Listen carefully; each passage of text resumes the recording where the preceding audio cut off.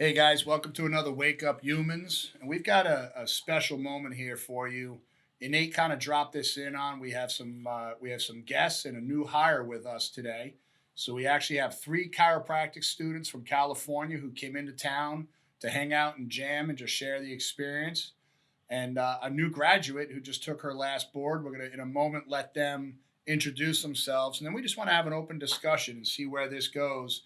And the intention is to really reach out to students, and whether it's people thinking about going to chiropractic school, people that are in chiropractic school, is there something out there that could be said here that could help guide you, lead you, or help us help you reach your goals? So we're going to go ladies first. We'll start with the students and then hit it up with Annalise. Well, hello everyone. My name is Brianna Olson. I am in my first year of chiropractic school at Life West University. Life West Chiropractic College. Thank you. Oh, that's her boyfriend correcting her. Never a good idea, bro. You're going to hear that later. Just cleaning that up. But I'm Nolan Halverson. I'm also from Life West Chiropractic College, and I'm in my second year, originally from Duluth, Minnesota. And my name is Armani Rivers. I also go to Life Chiropractic College West, and I'm in my 8th quarter, second year, same as Nolan, and I'm from Sacramento, California. Doctor. I'm Dr. Adelise Gomez. I just took my last part of boards, PT, and I graduated in December. Took a little bit, but I'm ready to go. I graduated from University of Bridgeport. Awesome. And here I am. Awesome. So this is kind of a cool experience because, for someone like myself, we just went to lunch and had a really cool conversation. And I think we'll bring some of this stuff up again, where it's been, well over 20 years since I've been out. And now seeing these guys just starting halfway through and just finished school. And it's almost like, where are they going? What to expect? What's happening? And, for me, it's just when you hang out with people like this and you have this time, the cool thing, like, his favorite movie is Grease. You would never, this guy here, this big athletic dude. Is my favorite movie's Grease. So we watched Grease last night with my daughters, and it was kind of nice. It was a special moment to watch Beauty School Dropout with this guy. But he was singing along. And I was singing along. Yeah, he was jamming his feet. It was cute, man. I had a special moment. But it's like developing those relationships. So for you guys in school, we've met through DE, right? You guys started coming to DE, flying from California, putting the hours in. What made you get on a plane and decide to, our patients yesterday, like, these guys came all the way from California? Like, that's a huge commitment. I don't think about it. I expect it. I'm like, you should. But what was the intention? For our first DE or coming here? Coming here, like, Well, let's start with your first DE. Let's go there. So I came from Duluth, Minnesota, and we have a pretty powerful doc there, Joe Parpala, also a DE guy. And just kind of like Tony Robbins always talks about, success leaves clues, and I wanted to be just like this guy. And she was like, what's the secret? Just like, get to a DE, man, get to a DE. So it was our like 3rd or 4th quarter. Yeah. Where we're like, all right, let's go to a DE. So me and Armani packed up and we flew out to a DE, and they treat students overly well, right? It's $75. You get 3 nights in a hotel, the whole conference, seminar, event. Like, you can't explain it, and then they pay you $150 back for your plane ticket. Yeah, so what we do is the doctors will, every meeting, chip in money. And we have a fund to support the students to help get them there so we can help guide their life if they choose to. And we didn't know that going into it. We were just like, all right, the successful people we know are all coming out of DE. We want to experience it. And I was like a 180 flip coming from my first DE. I wanted to retire by 30. I wanted to have like a 20-year-old wife when I was 40. Like, I was not on the like overly right path. And like after the first DE, 180, and like found myself more. I remember like almost crying through like most of the speakers, and I'm not a big crier because it's just so like you shed the husks, and you find out who you really are. The 20-year-old wife comment cracks me up because we were dating at the time, actually. But we just started dating, and he left and went to DE, and I'm like, yeah, I mean, I don't know. I kind of like this guy, maybe. And then he came back from DE, and I'm like, this is a different guy. I like this one way more. This is the one. Yeah. Wow. So. Wow. What about you, bro? Yeah, I mean, me and Nolan were pretty ambitious people. Like we just always bounce, philosophy off each other. And so when he came to me with like, oh, I know a doc who went to DE. This is going to be an amazing opportunity. I couldn't resist it, And the same with Nolan. Like it was just like a 180 flip. I wanted to have like a insurance based, full spine clinic dealing with only athletes and stuff. And now I want to see babies. I want to see families. And yeah, just a complete 180 for me. It's And the been more amazing. we learned about DE, like we're like, all right, first it was my doctor who was successful that we knew went to DE, and then we're like, oh, our president was a DE guy, the Sherman president was a DE guy, like this chiropractic leader, DE guy, and like it, all the ties came back to DE and Sid Williams at some point, and it was like, this is like the epicenter of successful principled chiropractic. And what about you, Annalise? We just met at DE in January. Mhm. This was your first one? It was my first one. I actually just heard about it in September. So I was fairly new to everything, and coming from the University of Bridgeport, which is not exactly, it's a little bit different. Let's say that. So I went out there alone because I couldn't get anyone to come with me. So I kind of just reached out. I saw Dr. Steve, and I was told to go find him. So I just saw him walking like across the hall, and I was just like, wait, I need to talk to you. So this is how we exchanged numbers, but I met a lot of people. Everyone's awesome, so willing to help. And yeah, when I tell them I graduated from the University of Bridgeport, they're just kind of like, okay, that's a little bit different, but here you are, and this is awesome. So that was just the start of it, and after sitting through, I didn't even want to leave my seat. I would have to go to the bathroom, and I would just sit there like, okay, I really have to go to the bathroom, but I'm going to wait until the speaker's done, because it was just, you can't walk away from like all this information you're getting and everyone's experiences and everybody just willing to help. So I had an amazing first experience, and I can't wait to go back. Here's the thing I always wonder is people that are coming, let's say for the first time, what is almost the thought process expectation? Because the thing I always hear is once they're there, it's not what they expected. So what is that? Like, what do you think people are expecting when they're coming to a chiropractic seminar, but yet what you're getting from DE? I think what surprised me the most was how much love is poured into it and how much love the doctors pour out of it. It raises your vibration in a way that I had no idea was going to be the case. Right. You think chiropractic, you think it would be more maybe emphasis on technique and stuff like that, and more just a little bit straightforward. But there's just so much passion and love that pours out of everyone that you just sit there and smile the whole time. That's awesome. That's kind of like Annalise saying, I didn't want to get out of my chair. Yeah. That lets you know it's not like a speaker. It's a lot of speakers that are delivering a message that you're hanging on their word, that you don't want to. That's one of the things I've been noticing with DE. It's not people all hanging out in the hallway talking and picking and choosing who they're going to, because you got so many people.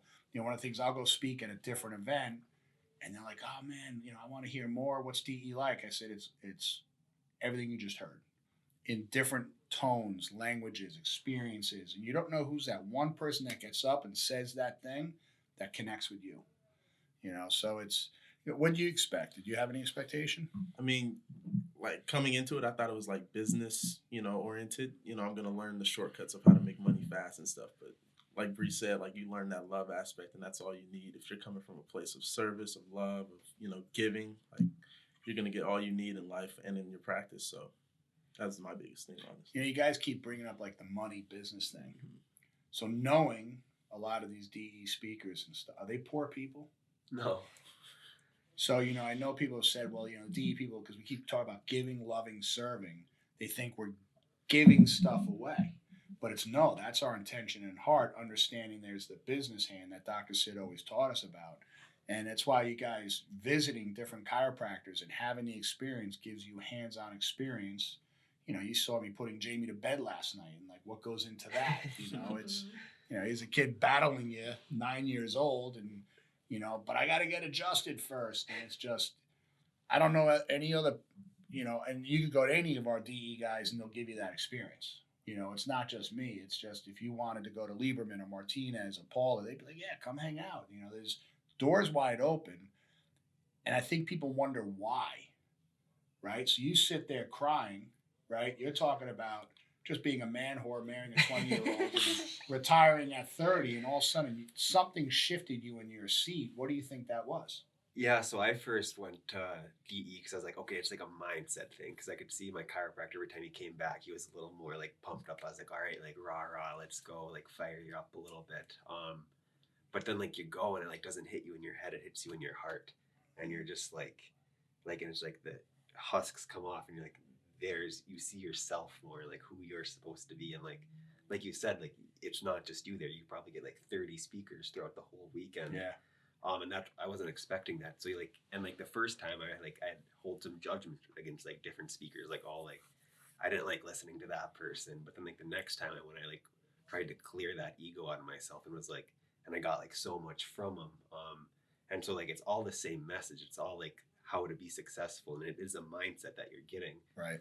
But it like hits you in the heart, and it's not just changing your mind; it's changing your heart, and it's the same message from 30 different people. So one's gonna connect. Bree, so he keeps using the word husks. What is shedding the husks for someone that hasn't heard that before? I would say it is digging deep within yourself and recognizing those triggers, those pain, those blockages that might be affecting every other aspect of your life. It's getting real with yourself in the parts of you that you might not be as proud of, and growing out of that and through that. Right. What I kind of think of it is, it's like the persona you put up to like impress other people, right? Like, why did I want a 20-year-old wife when I was 40? Like, that's not for me. I don't even know what I'm like at 40. Where's that thought come Yeah, from? it's just, but like, it's like that's what you think is going to impress other people, right? So you start getting rid of what you put up, that you put out for other people, and you just get like who you are. Right. What do you think of with the husks? Yeah, like getting rid of that front you're putting up to kind of navigate through society, just to feel like wanted or loved. Like, just do you, just be you, honestly. And yeah, there's no better feeling than it, honestly. Just do you. Just do you. So, Adelise, I remember you mentioned sitting there and breaking down like you had cried. Yeah. So when you hear the husk, you could personally it seems like you can relate.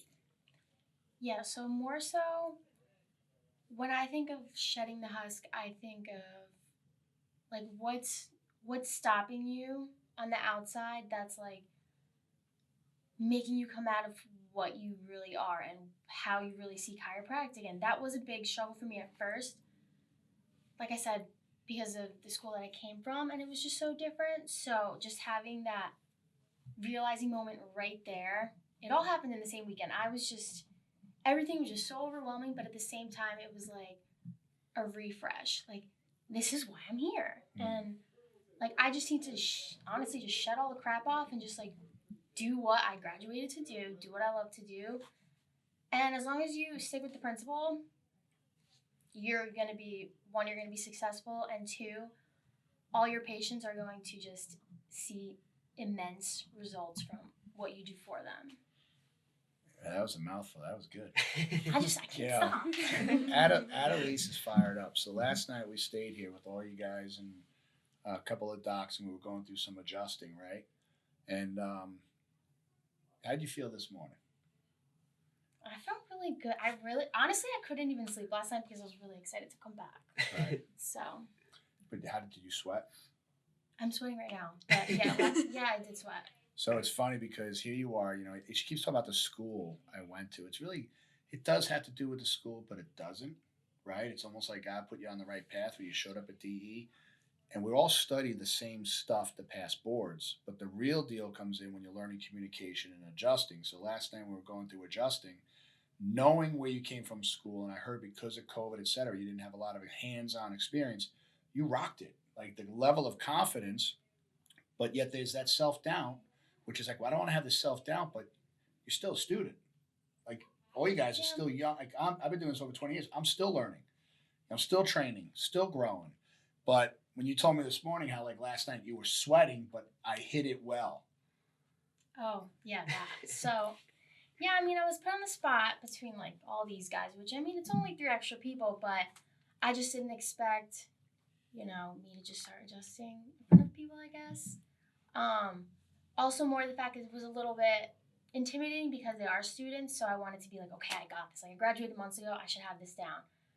But it's a learning process, and I'm still learning, I'm still practicing. But there's a story there. So now you talk about DE shedding the husks. And one thing I'll always bring up at DE is, you get these docs that come and they look nice, sexy, dressed up, beautiful glasses. Their outfits are probably, $300, call it. But like you said, inside there's something missing, but they don't want to show it. It's almost like a costume.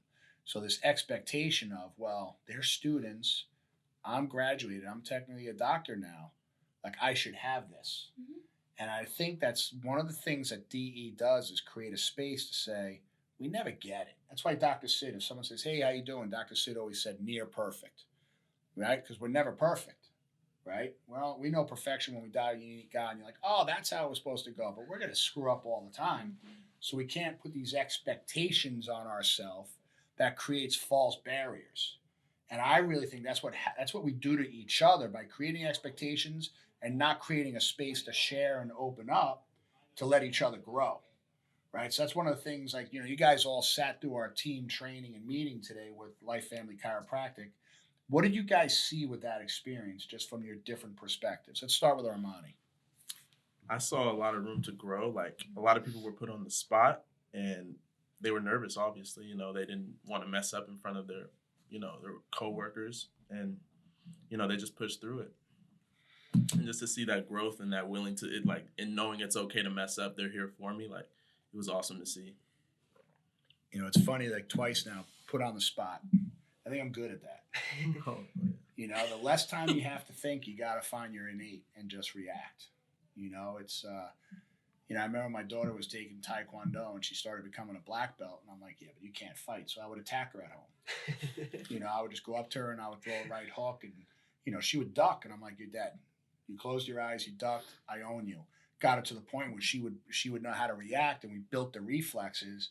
So if you have time to prepare, you put your best foot forward, you look good, you look sexy, you say the right things. But when you get beyond that on a person and you catch them off guard and now they have to react, your weaknesses get exposed. And that's what we really want to do. So when we do our team meetings like that, I'm going to expose the weakness so we could give them a chance to strengthen themselves. You know what I'm saying? So that's the thing with the shedding the husks, is that exposure. And sometimes people will come 1 or 2 DEs and they find themselves teary-eyed, and especially a guy. I remember the first time I cried at DE, I'm like, listen, I didn't think dudes cried. But it exposed the weakness. Now, how do I heal? Because if I'm not healed, how am I going to help other people heal? And you're in a healing profession. What did you pick up from the meeting? Just like what Armani was saying, that being put on the spot, but I think what mattered most was a lot of the language and the tone of all of the doctors in the team there. It was this supportive, empowering thing. Like, I walked out of there and I was like, I feel like I could be a doctor. Like, I'm ready. Let's go. It was cool. It was a really cool energy, and yeah, I really enjoyed it. Nolan? I thought the same thing was when, like, you guys started role playing. I was like, I could tell you guys have done it a few other times because, like, the people were ready and, like, on it. Like, yeah, you make mistakes, but everyone always builds you up at the end of it. Where I was thinking, like, man, if I was in that person's spot right now, I'd be, like, fumbling a little bit. But you guys have done a good job at, like the procedures are down where, like, they were just like, all right, you're doing it. They got up and they... Well, it's funny because one of my mentors years ago said, you have to train so much that if someone turns around and dies in your office, that essentially you could step over them and keep working, because that's the mission. That's your purpose. That's what we do. 6 months later, a lady died in my office.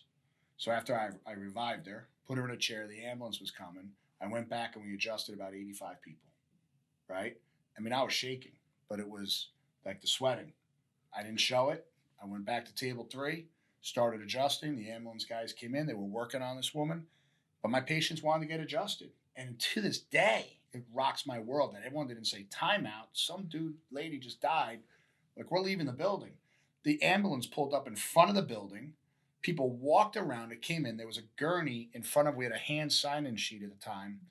They would reach over the gurney, sign in, and just walk around the EMT, not even ask a question. Was the body on the gurney at that point? No, no, she was Okay. sitting in a chair, and she almost like at this point now, her heart rate was low, like she was like another step away from death, and she just was delirious. But she's like, I don't want to go to the hospital, and they were trying to figure out what happened.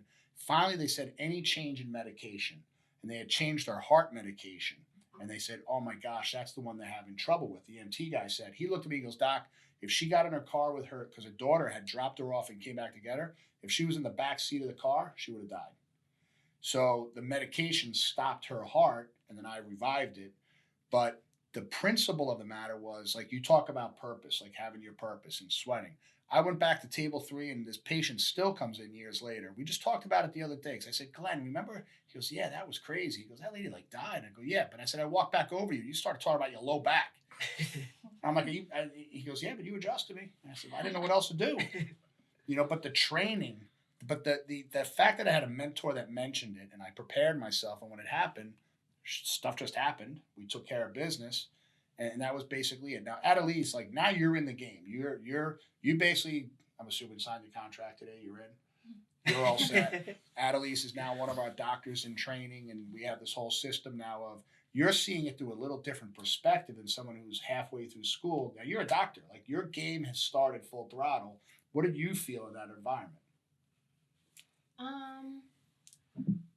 Well, I mean, before coming here, I was just shadowing at another office, and it's very similar. So, surrounding myself with like-minded chiropractors and just the way they do things and wanting to educate their patients and, making sure they feel comfortable where they are, like that was huge. And seeing that today was just kind of like, okay, I'm in the right place because I want my patients to feel comfortable wherever they are, and I want them to know that they're going to get the best care possible. It's awesome.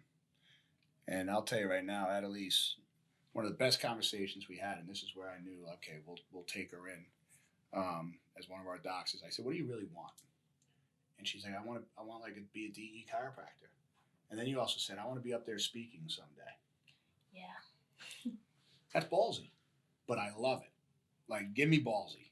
And the fact that you have that vision of yourself being that doctor, we're like, okay, now you're going to pull that out of yourself.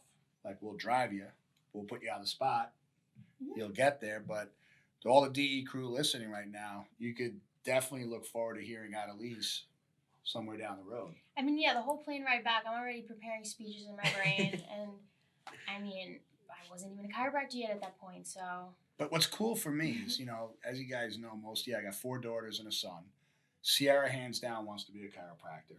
So, my next jam with you guys here is, here's Sierra wants to be a chiropractor. And I ask you guys at this house, like, what should she, she's going to college for soccer, and what'd she say, exercise science, or, like, what can she expect? What advice, 4 quarters in, 8 quarters in, just graduated, 8 quarters in, what advice would you give someone like her or a high school student that's thinking to be a chiropractor, why they should be one or maybe shouldn't be one, and what kind of track they should take?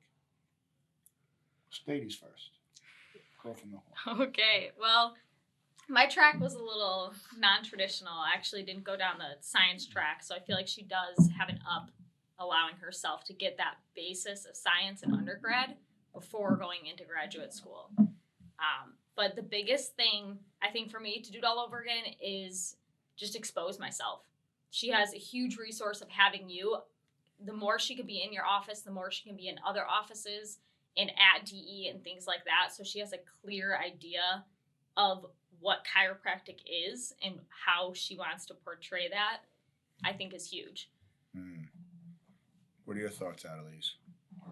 I mean, I suggest anyone even wanting to learn more about it, I say go to DE, because you're not just learning about the profession, but more so what you can really give and what you want to give. Like, you have so much love inside you and you just want to just let it all go, because, you're helping people heal without the use of all that other stuff that you can get, at your medical doctor. So, yeah, I would just really suggest, shadowing other chiropractors, Yeah, go and visit. DE is a big one. Yeah. Armani, what are your thoughts? Yeah, I'd say get to DE, and then the biggest thing is to shadow the docs there. Just make connections and get in their offices and just see how they treat their patients and see how their patients, respond to care and just expose yourself. I think exposure is huge. And from a all these perspective and all these standpoint. DE doctors, their offices are wide open. Oh, wide open. Yeah. Wide open, and then just the whole experience. Nolan, what are your thoughts? I would say same thing. Once you kind of start thinking about chiropractic, read Wake Up Humans. That's Boom. a game changer. Fam, Wake Up Humans. Drop read the it. book. Read the book. Flash in front of us.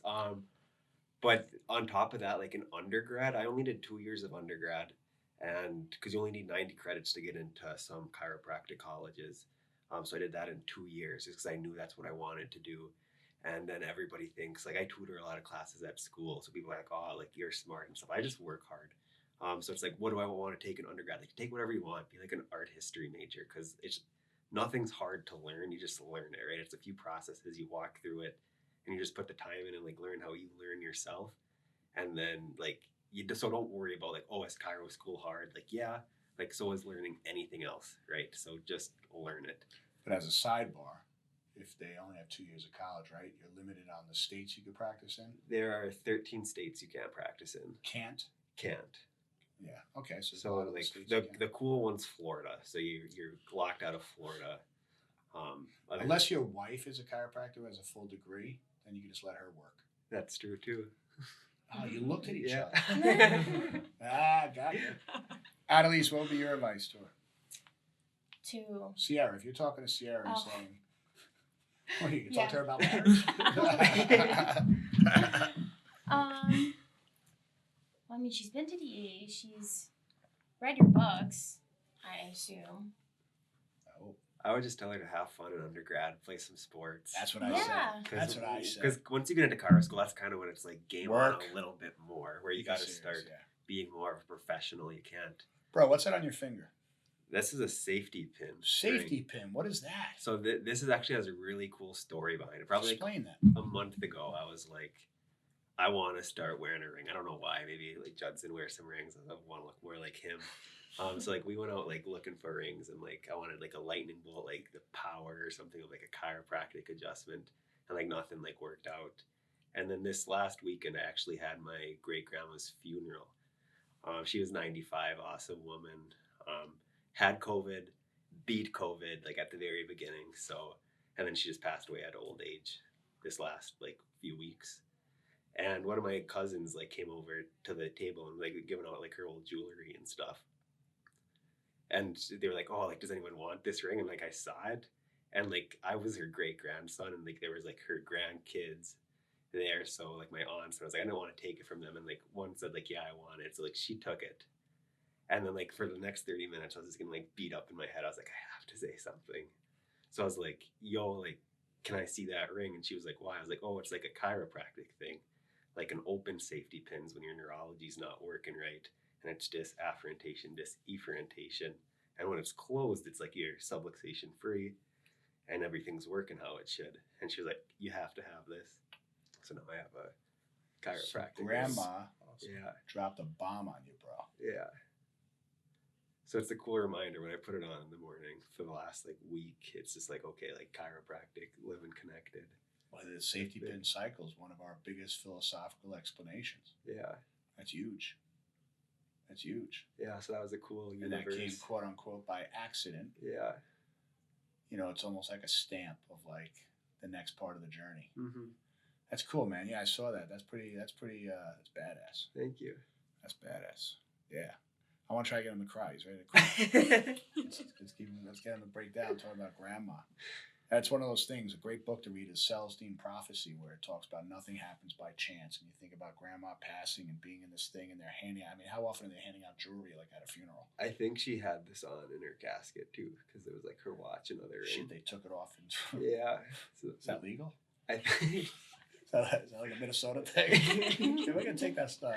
Yeah, when I was like, when they were like closing the caskets, like the guys who were doing it were like taking stuff off of her, like putting it in their pockets. And I was like, they have to be giving that back because it's like in front of everyone. Like, Yeah. like everyone's Yeah. seeing this right now. Yeah. I guess that's a new thing. They don't want to bury her with it. Awesome. So let's start wrapping this up. So I think it was Annalise, you said this: stick to the principle. Armani, what is the principle? I'd say so. In DE, we have a few principles. I'd say one of them is living through lasting purpose, which is to give love, do serve out of your own abundance with no expectation of material gain or anything in return. Just doing it for people, just doing it for chiropractic, just living out it, just living, just doing it. Annalise, you're the one who brought it up. What is the principle? Stick to the principle. Well, I agree. Give loving and serving. But I mean, really all comes down to, well, the reason why I'm into chiropractic is just the power that made the body heals the body. And you have to trust that. You have to know that all your adjustments, 100% of them are going to work 100% of the time. Believe that in your gut. It's going to work. It is going to work. So listen, we're going to end on that because that was a bomb. So that level of certainty it works 100% of the time. It may not reach everybody's expectation, but Dr. Sid had this thing he would always do where he would take a set of keys and hold them up and drop them. And he said, chiropractic is like gravity. It works every time. It's a natural law. Right? And when you have that level of certainty that you could speak with, like Annalise just did, and he was dropping the bomb about lasting purpose, you're not going to fail in life. So get around people that are like-minded. Success leaves clues, and get yourself to DE. Guys, I appreciate your time. This is really cool. And like I mentioned to you at lunch, your kids are going to listen to this someday and be like, Mom and Dad were cool people. So thank you, guys.